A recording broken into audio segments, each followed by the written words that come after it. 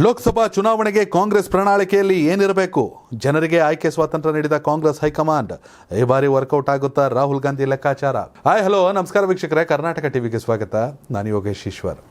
2014 ಮತ್ತು 2019 ಲೋಕಸಭಾ ಚುನಾವಣೆಯಲ್ಲಿ Narendra Modi strong, BJP strong ಅನ್ನೋ ಮಾತು ಎಷ್ಟು ನಿಜನೋ, ಎದುರಾಳಿ ವೀಕ್ ಅನ್ನೋದು ಅಷ್ಟೇ ನಿಜ. ಪ್ರಧಾನಿ ನರೇಂದ್ರ ಮೋದಿ ಅಲೆ ಅನ್ನೋದು ಈ ಕಡೆ ಅಲೆ ಅಲ್ಲ, ಸೆಲೆನೂ ಇರಲಿಲ್ಲ ವಿರೋಧ ಪಕ್ಷದಲ್ಲಿ. ಅದು ಪ್ರಧಾನಿ ನರೇಂದ್ರ ಮೋದಿಯವರ ಮತ್ತು ಬಿ ಜೆ ಪಿ ಯಶಸ್ಸಿಗೆ ಅತಿ ದೊಡ್ಡ ಕಾರಣವಾಯಿತು. ಆದರೆ ಈ ಬಾರಿ ರಾಹುಲ್ ಗಾಂಧಿನ ಪಪ್ಪು ಸೊಪ್ಪು ಮತ್ತೊಂದು ಮಗದೊಂದು ಚೈಲ್ಡು ಮೆಚುರಿಟಿ ಇಲ್ಲ ಅಂತ ಹೇಳೋಕ್ಕಾಗಲ್ಲ. ಅವಕಾಶವನ್ನೇ ಕೊಡದೆ ಅನುಭವದ ಮಾತುಗಳನ್ನು ಆಡುವಂಥ ಬಿ ಜೆ ಪಿಗರಿಗೆ, ಬಿ ಜೆ ಪಿಯ ಅದೆಷ್ಟೋ ನಾಯಕರುಗಳಿಗೆ ಹೋಲಿಸಿದರೆ ರಾಹುಲ್ ಗಾಂಧಿ ನಿಜಕ್ಕೂ ದೇಶದ ಯುವ ನಾಯಕನಾಗಿ ಕಂಗೊಳಿಸ್ತಿದ್ದಾರೆ.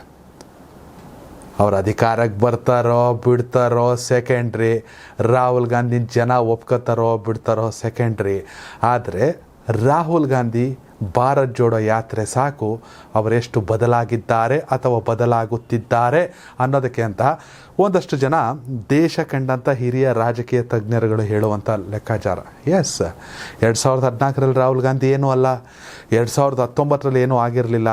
ಆದರೆ ಈಗ 2024ರಲ್ಲಿ ರಾಹುಲ್ ಗಾಂಧಿಗೆ ಮೆಚುರಿಟಿ ಇದೆ, ನಾಯಕತ್ವವನ್ನು ನಿಭಾಯಿಸುವಂಥ ಅರ್ಹತೆ ಇದೆ. ಆದರೆ ಉಳಿದಿದ್ದು ಜನರ ಕೈಯಲ್ಲಿದೆ ಅಂತ. ಭಾರತ್ ಜೋಡೋ ಯಾತ್ರೆ ಬಳಿಕ ಇದೀಗ ಭಾರತ ನ್ಯಾಯ ಯಾತ್ರೆಯನ್ನು ಮಾಡ್ತಿರುವಂಥ ರಾಹುಲ್ ಗಾಂಧಿ ಅವರು ಪ್ರಧಾನಿ ನರೇಂದ್ರ ಮೋದಿ ಅವರ ವಿರುದ್ಧ ಗುಡುಗಿದ್ದಾರೆ. ಈಶಾನ್ಯ ಭಾರತದ ಅಭಿವೃದ್ಧಿಗೆ ಮೋದಿ ಸರ್ಕಾರ ಸಂಕಲ್ಪ ತೊಟ್ಟಿತ್ತು, ಅಭಿವೃದ್ಧಿ ಆಗಿದೆ, ಮತ್ತೊಂದು ಮಗದೊಂದು ಅಂತ ಹೇಳ್ತೀರ. ಈಶಾನ್ಯ ಭಾರತಕ್ಕೆ ಹೋಗಿ ನೋಡಿಬಿಟ್ರೆ ಸರಿಯಾಗಿ ಕರೆಂಟ್ ಇಲ್ಲ, ರಸ್ತೆಗಳು ಸರಿ ಇಲ್ಲ, ಕುಡಿಯೋ ನೀರು ಸರಿಯಾಗಿಲ್ಲ, ಅನೇಕ ರಾಜ್ಯಗಳಲ್ಲಿ ಕಿತ್ತಾಟ. ಇಂಥ ಎಲ್ಲ ಸಮಸ್ಯೆಗಳನ್ನ ಇಟ್ಕೊಂಡು ಈಶಾನ್ಯ ರಾಜ್ಯದ ಅಭಿವೃದ್ಧಿ ಮಾಡ್ತೀನಿ ಅಂತ ಹೇಳ್ತಿರುವಂಥ ಪ್ರಧಾನಿ ಮೋದಿ ಅವರದ್ದು ಬರೀ ಬೋಗಸ್ ಅಂತ ರಾಹುಲ್ ಗಾಂಧಿ ಗುಡುಗಿರೋದು. ಅಲ್ಲದೆ ಈ ಬಾರಿ ಲೋಕಸಭಾ ಚುನಾವಣೆಗೆ ಕರ್ನಾಟಕದ ಮುಖ್ಯಮಂತ್ರಿಗಳಾಗಿರುವಂಥ ಸಿದ್ದರಾಮಯ್ಯ ಅವರೂ ಸೇರಿದಂತೆ ಇರುವಂಥ ಪ್ರಣಾಳಿಕೆ ಸಮಿತಿಯ ಬಗ್ಗೆ ಅತಿ ದೊಡ್ಡ ನಿರ್ಧಾರವನ್ನು ಮಾಡಿರುವಂಥ ರಾಹುಲ್ ಗಾಂಧಿ ಕಾಂಗ್ರೆಸ್ನ ಅಥವಾ INDIA ಮೈತ್ರಿಕೂಟದ ಪ್ರಣಾಳಿಕೆಯಲ್ಲಿ ಏನಿರಬೇಕು? ಪಕ್ಷವನ್ನು ಬದಿಗಿಟ್ಬಿಡಿ, ದೇಶದ ಅಭಿವೃದ್ಧಿ ದೃಷ್ಟಿಯಲ್ಲಿ ಘೋಷಿಸಬೇಕಾಗಿರುವಂಥ ಪ್ರಣಾಳಿಕೆಯಲ್ಲಿ ಏನಿರಬೇಕು ಅನ್ನೋ ಸ್ವಾತಂತ್ರ್ಯವನ್ನು ಜನಕ್ಕೆ ಕೊಟ್ಟವ್ರೆ.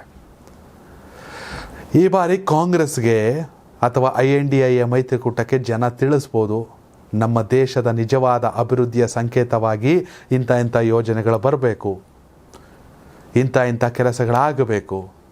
ಮಸೀದಿ ಮಂದಿರಗಳನ್ನು ಕಟ್ಟುವುದರ ಜೊತೆಯಲ್ಲೇ ಅಣೆಕಟ್ಟುಗಳನ್ನು, ಶಾಲೆಗಳನ್ನು, ಆಸ್ಪತ್ರೆಗಳನ್ನು ಕಟ್ಟಿಸಬೇಕು. ಯಾವಾಗ ಇಡೀ ದೇಶದಲ್ಲಿ ಶಿಕ್ಷಣ ಮತ್ತು ಆರೋಗ್ಯ ಕಟ್ಟ ಕಡೆಯ ಹಳ್ಳಿಗೂ ತಲುಪುತ್ತೆ ಉಚಿತವಾಗಿ, ಆಗ ಮಾತ್ರ ದೇಶದ ಅಭಿವೃದ್ಧಿ. ಹಿಂದೆ ಹೇಳೋರು ಮನೆ ಕಟ್ಟಿ ನೋಡಿ ಮದುವೆ ಮಾಡಿ ನೋಡ್ಬಿಡಿ ಅಂತ. ಇವಾಗ ಅವೆಲ್ಲ ಮ್ಯಾಟ್ರೇ ಅಲ್ಲ. ಇವಾಗ ಮ್ಯಾಟ್ರು ಮಕ್ಕಳಿಗೆ ಖಾಸಗಿ ಶಿಕ್ಷಣ ಕೊಡಿಸಿ, ಖಾಸಗಿ ಆಸ್ಪತ್ರೆಗೆ ಬಿಲ್ ಕಟ್ಟಿ. ಇದು ಜೀವನದ ಅತಿ ದೊಡ್ಡ ಸಾಧನೆ. ಆಗಲ್ಲ, ಅಷ್ಟು ಬೆಲೆ ಏರಿಕೆ.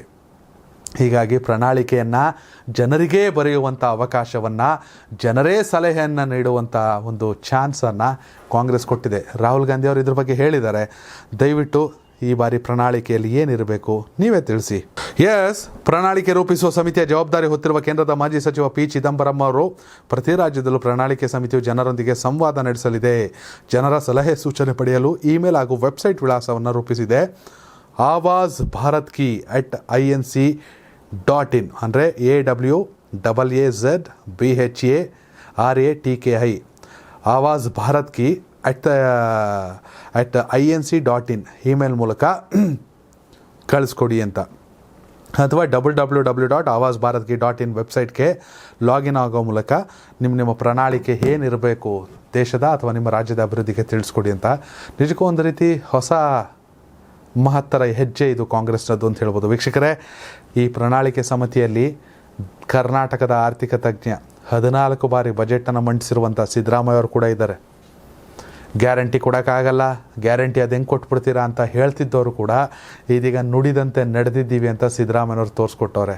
ಹೀಗಾಗಿ ಜನರಿಗೆ ಪ್ರಣಾಳಿಕೆಯನ್ನು ತಿಳಿಸಲು ಅವಕಾಶ ಕೊಟ್ಟಿರುವಂಥ ಕಾಂಗ್ರೆಸ್ನ ಈ ಸ್ಟ್ರಾಟಜಿ ಲೋಕಸಭೆಯಲ್ಲಿ ವರ್ಕೌಟ್ ಆಗುತ್ತಾ? ನಿಮ್ಮ ಅಭಿಪ್ರಾಯನ ಕಾಮೆಂಟ್ ಮಾಡಿ. ಧನ್ಯವಾದಗಳು.